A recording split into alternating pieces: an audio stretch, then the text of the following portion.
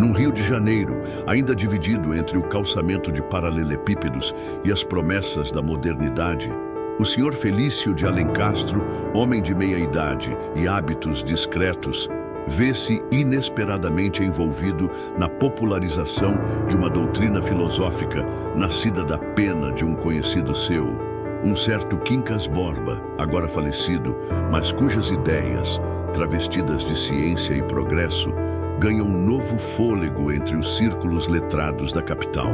O humanitismo, antes alvo de ironias dispersas, começa a se infiltrar nos discursos políticos, nas conversas de salão e até nas decisões mais triviais da vida social.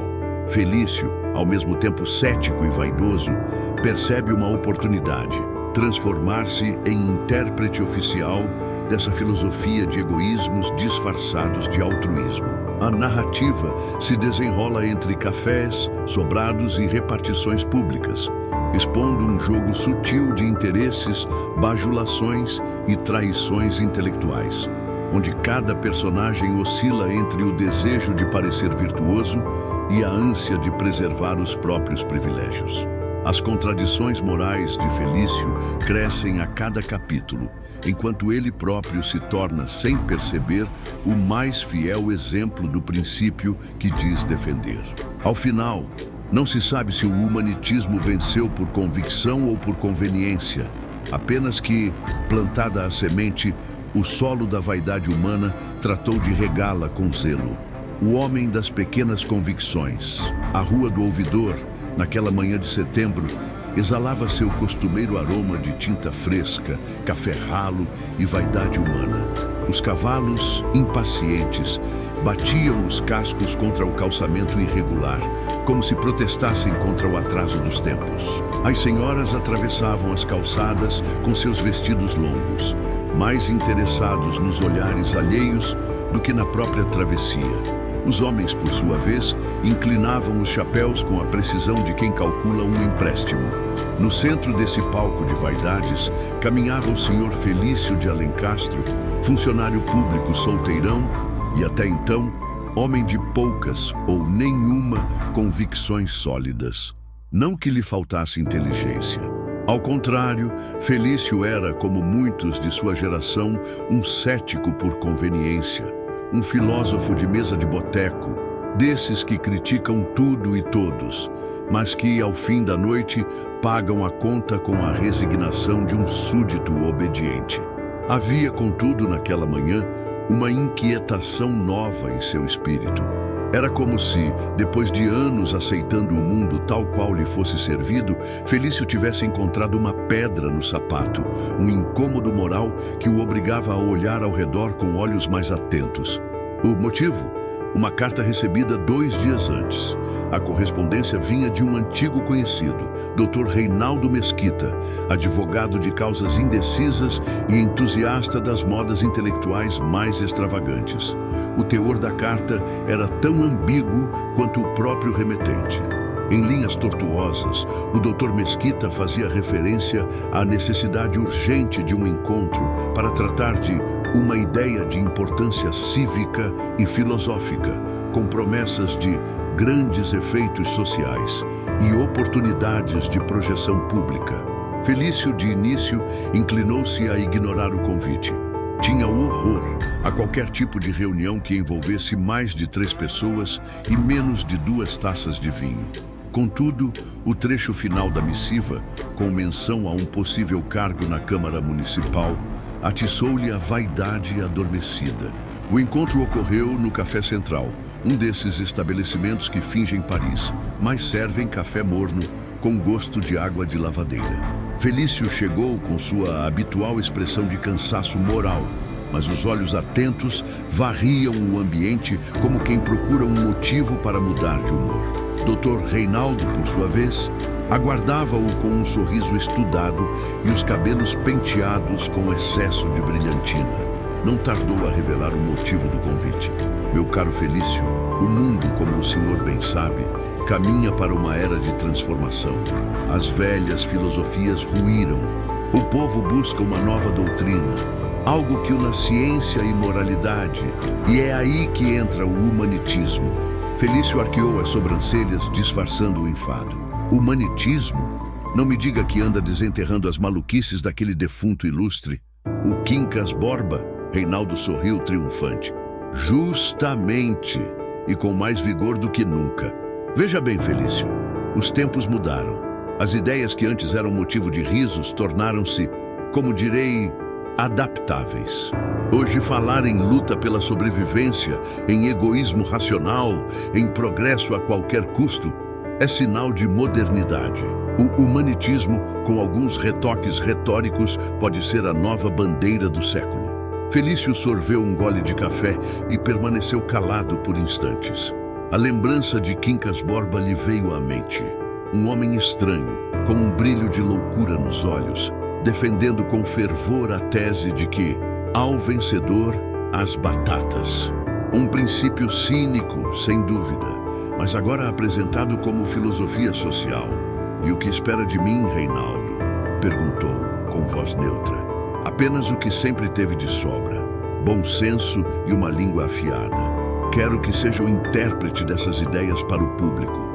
O homem que irá, com elegância e modéstia, explicar aos jornais e aos salões que o humanitismo nada mais é do que a ciência social aplicada ao nosso tempo, sem as excentricidades do finado, claro. Felício, pela primeira vez, sorriu de verdade. Não por entusiasmo ideológico, mas pelo prazer íntimo de sentir-se, ao menos uma vez, procurado, desejado, necessário. E qual o meu ganho nisso? Perguntou, já antecipando as promessas. Reinaldo riu, fingindo modéstia. Ah, meu caro, além da glória intelectual, há convites para conferências, artigos pagos nos jornais e, quem sabe, uma candidatura. Não é segredo que a Câmara anda sedenta de discursos modernos. A conversa se estendeu até o entardecer, com promessas de reuniões futuras e a troca de olhares cúmplices entre os dois velhos conhecidos. Ao despedir-se, Felício caminhou de volta pelas ruas movimentadas, sentindo-se mais leve, quase jovial. No íntimo, já arquitetava as frases com que defenderia publicamente as virtudes de um egoísmo bem administrado, de uma moralidade flexível e, por que não, de um progresso que começava pelo próprio bolso. Enquanto passava por um grupo de jovens estudantes que discutiam Rousseau e Kant na esquina, Felício limitou-se a sorrir com desdém. Idealistas, pensou, e pela primeira vez em muitos anos, teve a sensação de estar do lado certo da história. O humanitismo, afinal, era apenas uma palavra nova para justificar o que os homens sempre fizeram: cuidar primeiro de si mesmos, com elegância e bons argumentos. Entre batatas e convicções, durante as semanas que se seguiram ao encontro no Café Central, Felício de Alencastro entregou-se a uma ocupação pouco comum em sua rotina habitual de pequenas leituras e grandes observações inúteis: a releitura sistemática das obras de Quincas Borba.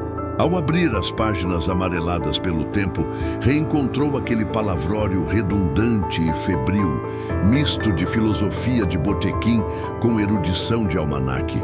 Frases como "ao vencedor as batatas" surgiam-lhe agora com um novo colorido, como se o cinismo do finado fosse, por um capricho histórico, o melhor disfarce para as práticas modernas. Felício anotava frases, sublinhava parágrafos e, quando se sentia inspirado, arriscava uma ou outra interpretação que soasse mais científica, menos caricatural. Criava neologismos, falava de instintos sociais adaptativos, pragmatismo coletivo e ética de resultados. Tudo com a seriedade de um tratadista alemão, mas com a malícia de um carioca que sabe onde pisa. A primeira prova pública veio em um artigo para o Jornal do Comércio, assinado com o modesto pseudônimo de um observador atento. Nele, Felício dissertava sobre a necessidade de o Brasil abandonar de vez as ilusões sentimentais da velha moral europeia, abraçando, com pragmatismo tropical, os preceitos de uma filosofia adequada aos tempos industriais que se avizinham. O texto misturava alusões científicas mal compreendidas, citações de segunda mão e, claro, elogios velados à inteligência do autor. O efeito foi imediato. No dia seguinte, o artigo foi tema de conversa nos corredores da Secretaria de Obras Públicas, onde Felício trabalhava. Li o artigo ontem, comentou o Sr. Nepomuceno, colega de repartição e especialista em elogios interessados. Que clareza de ideias, que coragem. Já não se escrevem textos assim. Felício, com modéstia ensaiada, limitou-se a um sorriso enigmático. Apenas algumas reflexões de ocasião. Nada que mereça alarde. Mas por dentro, sentia-se inflado como um peru às vésperas do Natal. A notícia da repercussão chegou também aos ouvidos de Reinaldo Mesquita, que não tardou a convidá-lo para uma reunião mais ampla. Dessa vez, na residência de um deputado influente, o senhor Andrade Figueira, conhecido por sua habilidade em farejar modas intelectuais que pudessem render votos. A reunião ocorreu numa sala ornamentada com móveis pesados, cortinas vermelhas e um busto de Napoleão estrategicamente colocado sobre a estante de livros fechados. Estavam presentes advogados, jornalistas e até um jovem poeta, desses que rimam progresso com êxito sem pestanejar. Felício foi apresentado como um dos primeiros intérpretes sérios do humanitismo na nossa geração e recebeu olhares de aprovação, misto de curiosidade e cálculo político. Durante a noite, enquanto os presentes debatiam o conceito de solidariedade egoística, Felício observava, quase com ternura, a facilidade com que cada um adaptava os preceitos humanitistas aos seus próprios interesses. O deputado Figueira, por exemplo, defendia a ideia de que a supressão de certos direitos civis seria apenas uma consequência natural da luta pela sobrevivência social. O jornalista, por sua vez, via no humanitismo uma justificativa elegante para o sensacionalismo de seus artigos. Já o poeta, o poeta apenas procurava novas palavras para rimar. Felício, ouvindo tudo, sentia-se como maestro de uma orquestra desafinada, mas entusiasmada. Ao fim da reunião, Reinaldo aproximou-se dele com ar conspiratório. Está vendo, meu caro? Em poucos meses, essa doutrina será comentada nos salões, nas redações, até nos púlpitos. Prepare-se.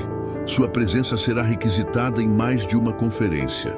Felício sorriu com discrição, mas já se via discursando diante de plateias atentas, sendo interrompido por aplausos calculados, recebendo cumprimentos de senhoras entediadas e olhares invejosos de antigos desafetos. No trajeto de volta para casa, caminhando pelas ruas mal iluminadas do Catete, Felício ensaiava mentalmente os futuros discursos. Em suas fantasias oratórias, misturava frases de Spencer com pitadas de Quincas Borba, temperadas por um toque de ironia que julgava irresistível. Na selva social em que vivemos, senhores, o altruísmo não passa de uma forma refinada de egoísmo, dizia ele com o dedo erguido e a voz grave. Mas nem tudo eram flores no caminho da popularização filosófica. Dias depois, ao cruzar com o professor Valentim, um velho conhecido de hábitos cartesianos e ceticismo clínico, Felício recebeu uma crítica inesperada. Li seu artigo, Alencastro, disse o professor com aquele sorriso frio de quem prepara um golpe de rapieira. Muito bem escrito, devo admitir, mas falta-lhe, como direi, substância. Há mais floreio do que lógica, mais brilho do que rigor. Felício, fingindo tranquilidade, respondeu: meu caro Valentim, a vida por vezes exige menos rigor e mais, digamos, eficácia retórica. O professor riu com desdém.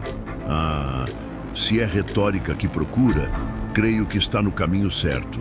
Mas não se esqueça, quem brinca demais com palavras, um dia acaba engolindo o próprio discurso. Felício despediu-se com um aperto de mão frouxo e durante o resto da tarde não conseguiu tirar a frase da cabeça. Em casa, diante do espelho, praticou seu olhar de filósofo incompreendido. Ajustou o nó da gravata, ensaiou frases de efeito e, por um instante, teve a estranha sensação de estar representando um papel que desconhecia.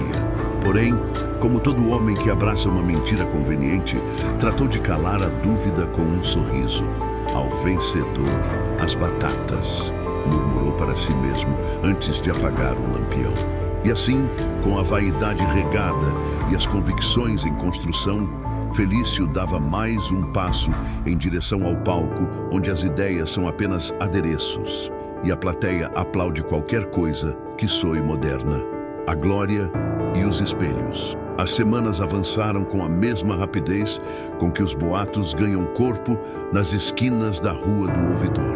O nome de Felício de Alencastro, outrora confinado aos escaninhos da repartição pública, agora circulava nos salões, nas crônicas de jornal e até nas conversas ociosas das sacadas. Era chamado, ora com respeito, ora com uma pitada de deboche, de o intérprete filosófico da nova era. E Felício, é claro, sorvia cada gota desse reconhecimento com a discrição de um homem que finge indiferença, mas que por dentro celebra como um debutante em seu primeiro baile. O auge veio com o convite para uma conferência na Associação Literária Fluminense. Um evento de prestígio duvidoso, é verdade, mas que naquele contexto servia como trampolim para voos mais altos. A noite da conferência foi um espetáculo de vaidades. A sala, mal ventilada e iluminada por lampiões vacilantes, estava repleta de curiosos. Havia jornalistas de olhar cínico, senhoras em busca de novidades mundanas e até um grupo de estudantes com o rosto franzido pela expectativa ou pelo tédio. Era difícil dizer. Felício subiu ao púlpito com um misto de nervosismo e exaltação. Antes de iniciar, respirou fundo, como quem se despede da própria mediocridade. Minhas senhoras, meus senhores, começou com voz grave e cadenciada.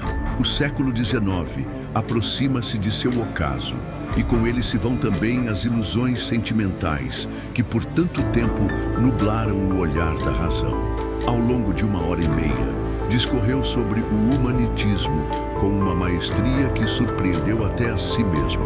Evocou Darwin, Comte, Spencer, mas sempre voltando ao cerne da doutrina, a primazia da luta individual, a legitimidade da vaidade e o elogio da força disfarçada de virtude social. O egoísmo, senhores, disse em um trecho que arrancou aplausos apressados, não é uma falha moral, mas uma ferramenta natural, uma engrenagem essencial para o progresso coletivo, desde que, pausa dramática, seja administrado com elegância e inteligência.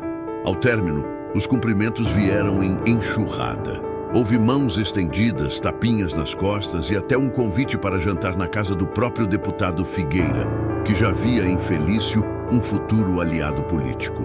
Mas como era de se esperar, nem todos os aplausos eram sinceros. Alguns, inclusive, eram acompanhados de risinhos abafados.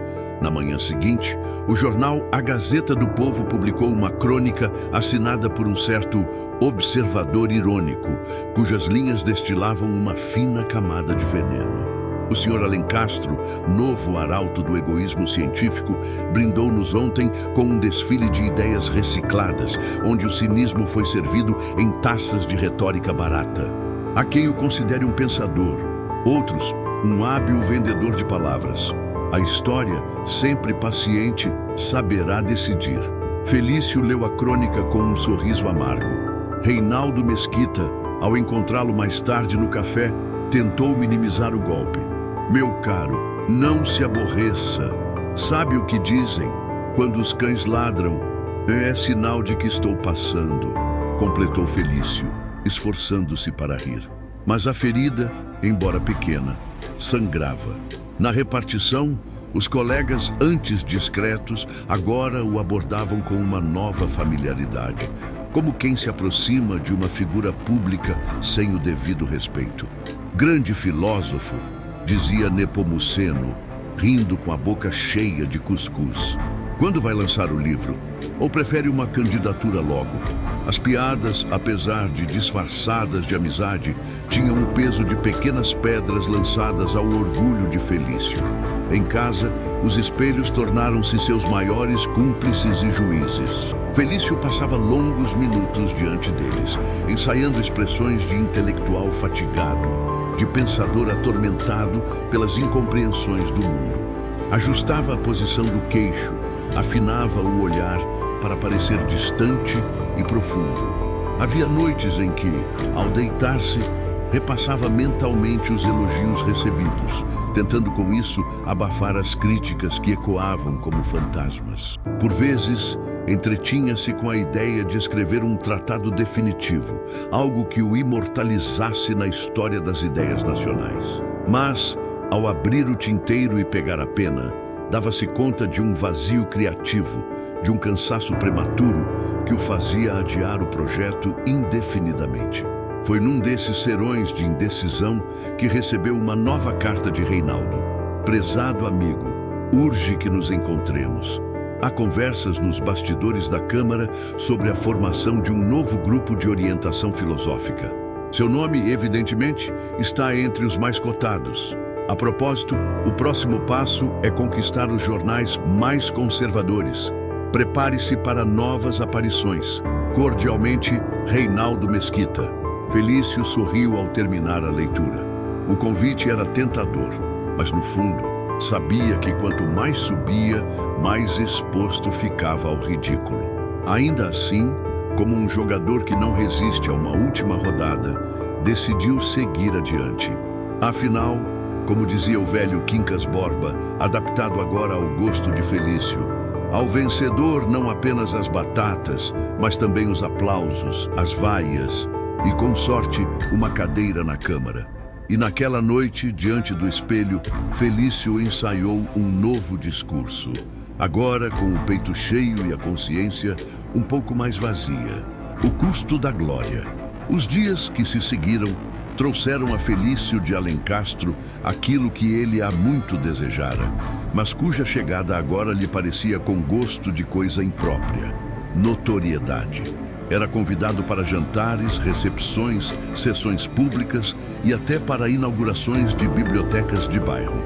Os jornais disputavam suas frases, ainda que por vezes as distorcessem com o prazer perverso de quem molda o barro alheio ao formato mais conveniente. Felício, por sua vez, dividia-se entre a vaidade satisfeita e uma espécie de fadiga moral que começava a corroer-lhe os nervos. Cada nova aparição pública exigia-lhe um esforço dobrado: controlar o tom, disfarçar as dúvidas, manter a postura de homem seguro de suas ideias, ainda que por dentro a convicção já não lhe fosse companheira fiel. A reunião mais significativa, e também a mais desastrosa, ocorreu numa noite abafada de novembro, no salão principal da Sociedade Progresso e Luz, uma agremiação recém-criada por jovens advogados, jornalistas e alguns deputados de segundo escalão. O tema da noite era o humanitismo e a moral pública, caminhos para um novo século. Felício chegou ao local com o paletó ajustado, as botas engraxadas e o discurso ensaiado. Contudo, mal adentrou o salão, percebeu o ar carregado. Havia rostos desconhecidos, olhares semicerrados e um burburinho que parecia anteceder alguma emboscada retórica. Entre os presentes, destacou-se a figura de Maurício Barbosa, advogado notório por seus artigos combativos e seu gosto por debates públicos. Era um homem de olhar frio, sorriso controlado e um dom particular para desmontar adversários com ironia calculada.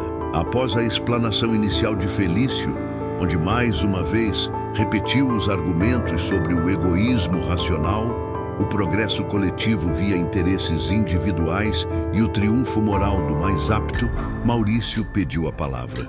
Permita-me, senhor Alencastro, uma singela pergunta. Começou com polidez de fachada.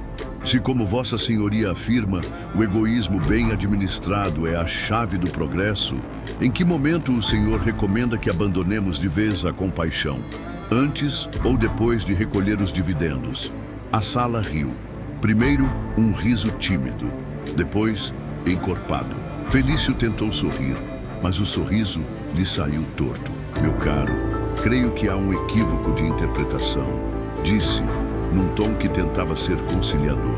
Não proponho o abandono da compaixão, apenas a sua reinterpretação à luz de um realismo necessário.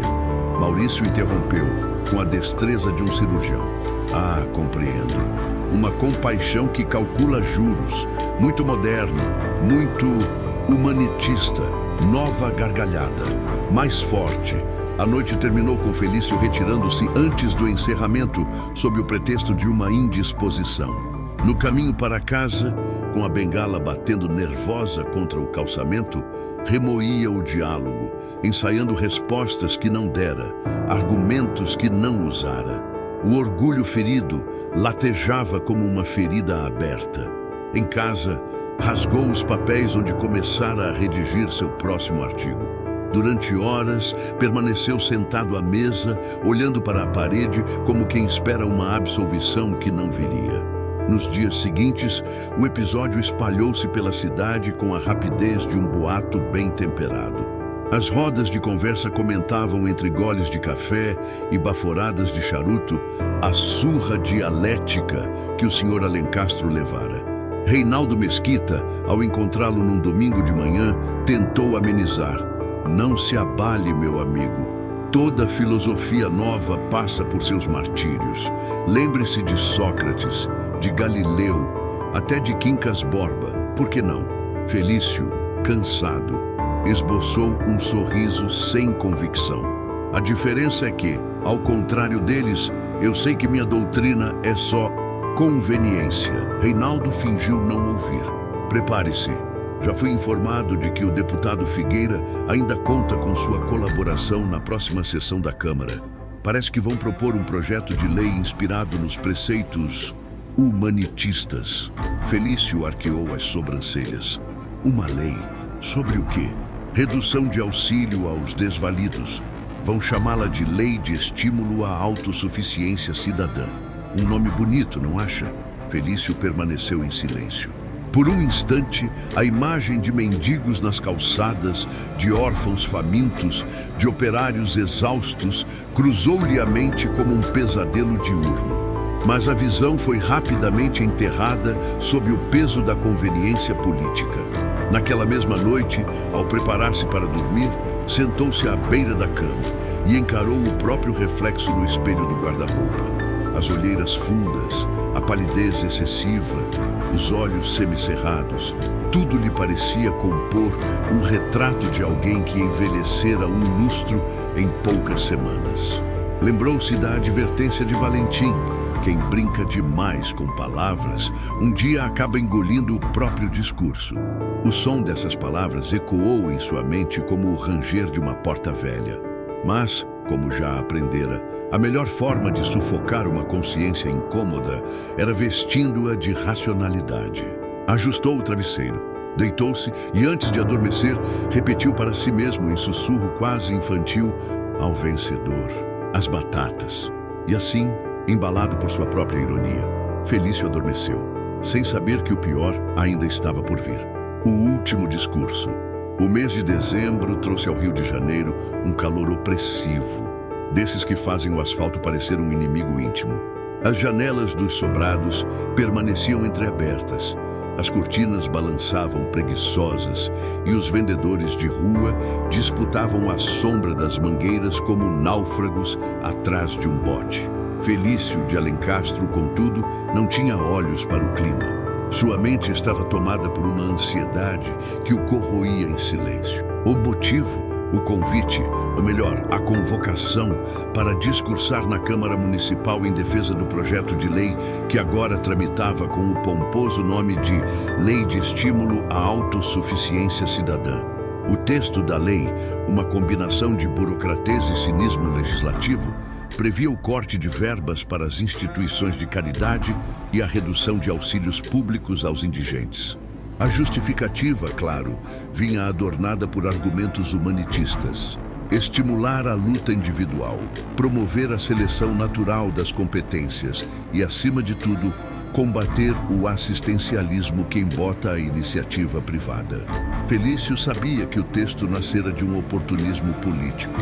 Sabia também que seu nome estava sendo usado como selo de legitimidade intelectual para uma medida que, em essência, servia apenas aos interesses de alguns deputados. Ainda assim, ali estava ele, revisando seu discurso com a dedicação de um padre preparando o sermão da Quaresma. Na manhã da votação, Felício vestiu seu melhor paletó, ajeitou o lenço no bolso e partiu rumo ao Palácio Pedro II com passos calculadamente lentos. O salão estava repleto. Nos bancos reservados ao público, uma mistura de jornalistas, curiosos e, pela primeira vez, rostos que lhe eram hostis. Operários com camisas surradas, senhoras ligadas a instituições de caridade, jovens estudantes com olhos carregados de indignação. Enquanto aguardava sua vez, Felício sentiu uma gota de suor escorrer pela nuca. O calor, certamente. Ou talvez fosse a presença de Maurício Barbosa, o advogado que meses antes o desmoralizara em público e que agora se postava a poucos metros de distância, com um sorriso sereno, quase indulgente. Quando o presidente da Câmara anunciou seu nome, Felício subiu ao púlpito com um peso inédito nas pernas. O início do discurso seguiu o roteiro ensaiado. Referências a Darwin, menções à modernidade, elogios ao esforço individual, críticas veladas à mentalidade paternalista. A voz, porém, saía-lhe menos firme, com quebras de ritmo que nem a retórica bem treinada conseguia esconder. Enquanto falava, os olhos de Felício percorriam a plateia. Havia o olhar frio dos adversários, a expectativa cínica dos aliados e, aqui e ali, expressões de desprezo que lhe eram novas. Ao citar com eloquência mecânica que o progresso não pode se curvar aos apelos sentimentais de uma sociedade preguiçosa, ouviu um murmúrio de reprovação. Um dos operários lá no fundo levantou-se abruptamente e com voz firme gritou: "Fácil falar de esforço quando nunca se soube o que é fome." A intervenção gerou um alvoroço. Alguns aplaudiram, outros protestaram. Felício permaneceu imóvel por um instante, como se a frase houvesse estalado em sua cabeça como um tiro surdo. O presidente da mesa bateu o martelo, exigindo ordem. Felício retomou a fala, mas agora sua voz era mais baixa, os argumentos mais dispersos. Em certo momento, ao tentar citar Quincas Borba, confundiu os parágrafos, atropelou as palavras e terminou a sentença de forma truncada. Ao descer do púlpito, teve a nítida sensação de que, pela primeira vez, não aplaudiam nem por obrigação. Nos corredores, Reinaldo Mesquita tentou consolá-lo. Nada de grave. O ambiente hoje estava inflamado. Amanhã, os jornais vão endireitar a narrativa. Mas Felício não respondeu.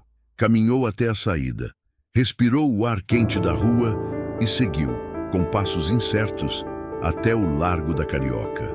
Lá, sentou-se num banco de madeira, afastou o chapéu para enxugar o suor da testa e ficou observando os passantes. Mulheres carregando cestos, crianças descalças, vendedores ambulantes, trabalhadores de olhar cansado. Por alguns minutos, perdeu-se num estado de torpor. Não pensou em política, nem em filosofia, nem nas manchetes do dia seguinte.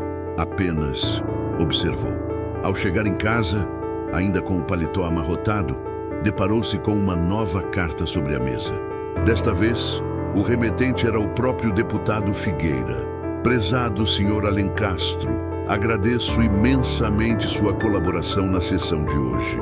Ainda que a recepção popular tenha sido menos entusiástica do que o esperado, sua participação foi fundamental. Em breve, iniciaremos nova campanha de esclarecimento público. Conto, como sempre, com sua oratória. Cordialmente, Andrade Figueira." Felício largou a carta sem sequer terminá-la. Caminhou até o espelho do corredor, olhou o próprio reflexo e, por um instante, imaginou-se anos à frente, repetindo os mesmos discursos, vestindo as mesmas máscaras, recolhendo os mesmos aplausos forçados. Sentiu um cansaço que não era físico. Naquela noite, recusou o jantar. Trancou-se no quarto, abriu a janela e ficou longamente olhando o céu encoberto. Os sons da cidade chegavam distantes. O pregão dos vendedores, as rodas de conversa nos bares, o tilintar de um bonde passando ao longe. Ao deitar-se, não murmurou a velha frase de sempre. Não disse ao vencedor as batatas, nem sequer pensou nela. Apenas fechou os olhos e, pela primeira vez em muitos anos, dormiu sem ensaiar respostas para o dia seguinte. Se foi alívio ou desistência, só ele saberia dizer. E como de costume, não disse.